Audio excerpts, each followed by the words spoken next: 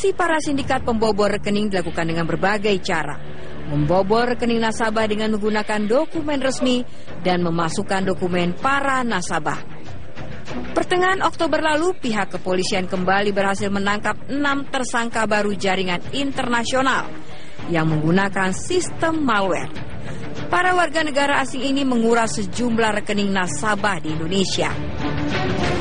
Tidak ada yang menyangka kalau aksi sindikat ini dengan mudah bisa mengendalikan dan membelokkan proses transaksi nasabah.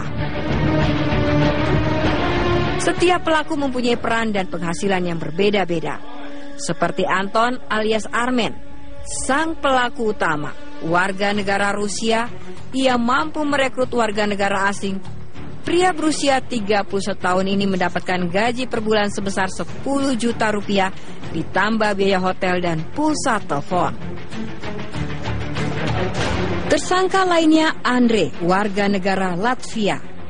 Ia mendapatkan upah 3% dari jumlah penarikan uang tunai di mesin ATM.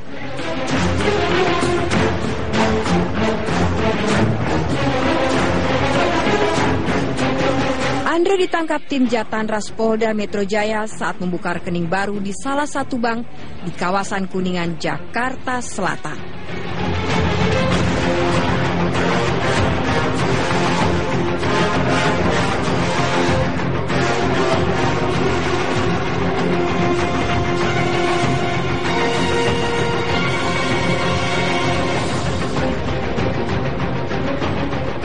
Aparat kepolisian langsung menangkap Andre dan melakukan penyidikan.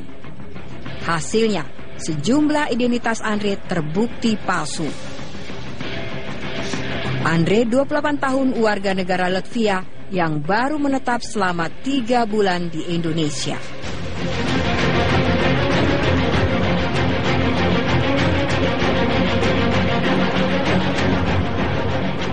Roberto, pelaku ketiga, warga negara Italia, mendapatkan upah sebesar Rp500.000 tiap kali membuka rekening tabungan. Sementara Muhammad Omar, pria berkeluarga negaraan Libya, hanya mendapatkan bayaran Rp500.000 per transaksi. Tersangka kelima Andre, warga negara Latvia, dan Igor mendapatkan Rp1 juta sekali membuka rekening tabungan dengan identitas palsu.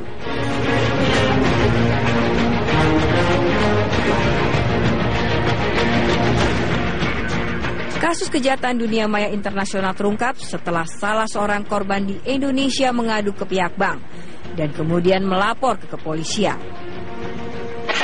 Misalnya aku mau transfer ke siapa gitu, misalnya ke mau transfer ke situ, tapi loading lama. Tapi pas kita cek besoknya, karena aku nggak ngecek saldo saat itu juga, baru ngecek saldonya baru besoknya. Pikir dari provider nggak ada laporan apa-apa, oh ya udah nggak masalah. Emang pernah juga beberapa kali seperti itu. Terusnya ya aku besoknya ada transaksi lagi. Pas besoknya berarti tanggal berapanya ya, tanggal 10 ya. Aku transaksi, pas aku cek saldo ya udah nggak ada itunya. Saldonya udah keambil, berkurang sebesar itu. Kerugianmu berapa Mbak kemarin Mbak?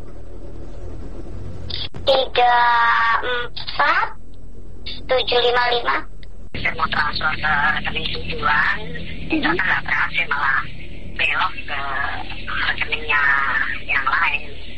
Pak, itu Bapak tadinya mau transfer itu berapa juta Pak? 45. 45? Iya. Oh gitu Pak. Pak, rekening tujuan si A, ternyata belok ke si B, jumlahnya 51. Nah, Bapak mengetahui jumlahnya jadi 51 itu ada notifikasi dari mana Pak? Dari banknya ya, email. Lewat apa Pak? Email.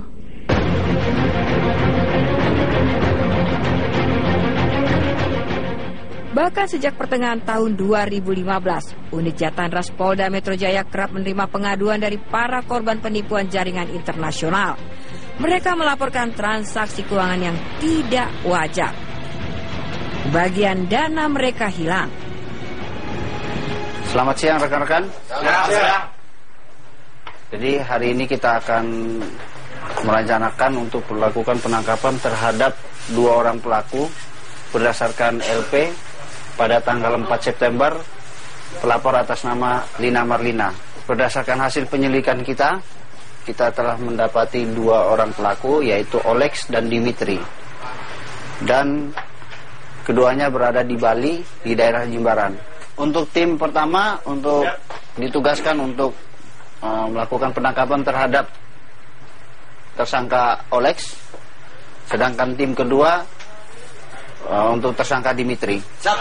Yang perlu diamankan yaitu seluruh buku tabungan yang berada di rumah tersebut, terus ATM,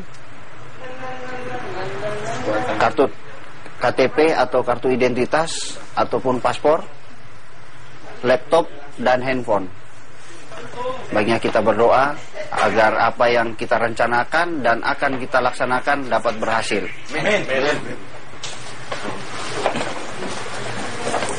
Berdoa menurut keyakinan masing-masing. Terima kasih. Jadanas!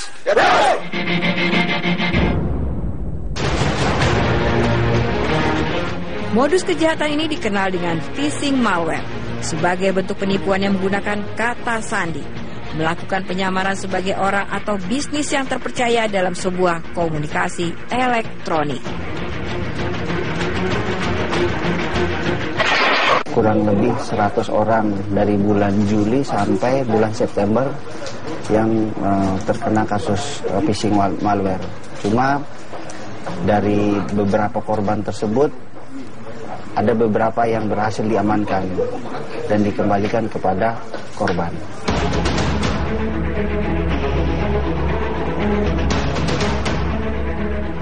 Kasus penipuan dengan modus phishing malware ini mampu mengecohkan para nasabah saat bertransaksi.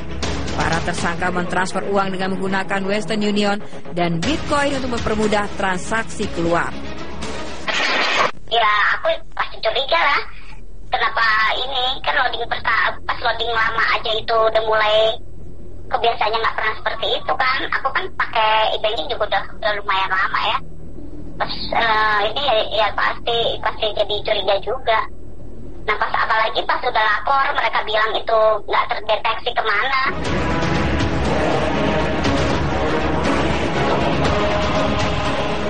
Kesembilan tersangka hingga kini masih menjadi tahanan Polda Metro Jaya. Kita kenakan pasal 362 KUHP dan atau pasal 85 Undang-Undang Nomor 3 Tahun 2011 tentang transfer dana. Ancaman hukuman kurang lebih 5 tahun penjara.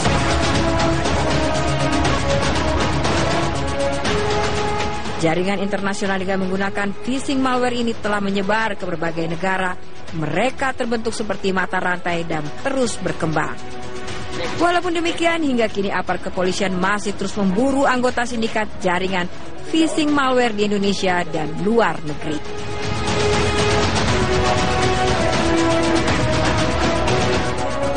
Banyak kategori timnya, ada hacker, ada malware coder, ada social engineer yang melakukan social engineering, lalu ada yang money collector.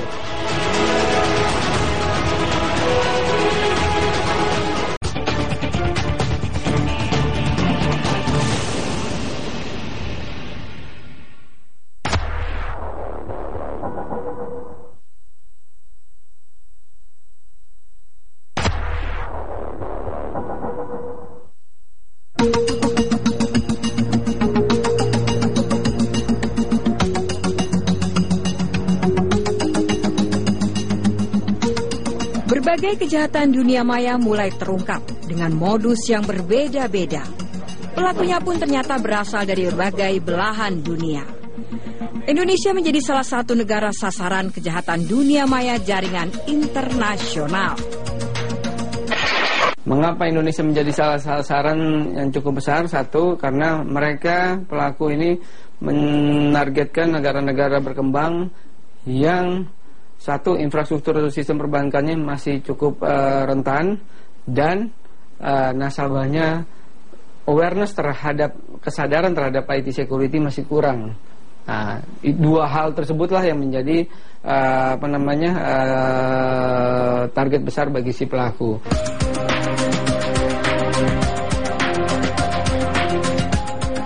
Laporan kejahatan dunia maya internasional pun berjatuhan. Dan tanpa disadari pemilik rekening, saldo mereka terkuras dan dana mereka berpindah ke rekening lain dengan menggunakan sistem e-banking. Oleh karena itu, Ketua Dewan Pengawas Perbankan telah beberapa kali memanggil bank yang bermasalah.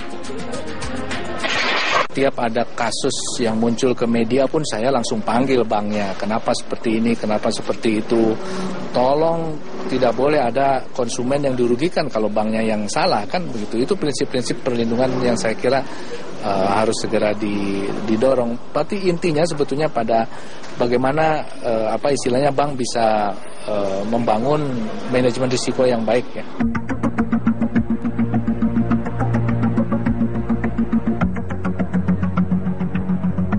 Kasus pencurian dana nasabah dengan memancing informasi melalui virus ini beberapa kali terjadi dan melumpuhkan keamanan teknologi di Indonesia.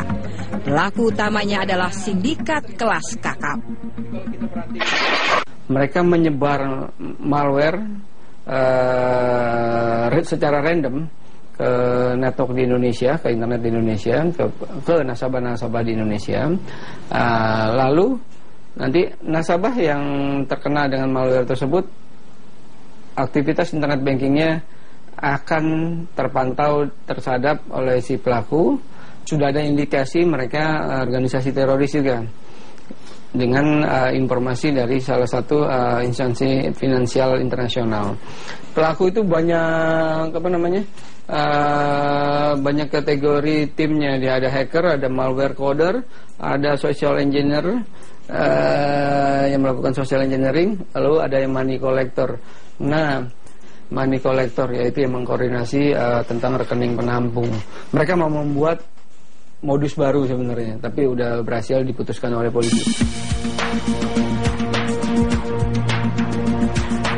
Pengawas perbankan pun meminta agar para bank-bank yang memiliki kasus yang merugikan nasabahnya agar segera menyelesaikan masalah tersebut. Kita minta bank lebih fokus di dalam penanganan ini sehingga dengan demikian bisa lebih bagus ya, terutama dalam handling isu-isu yang terkait dengan ini.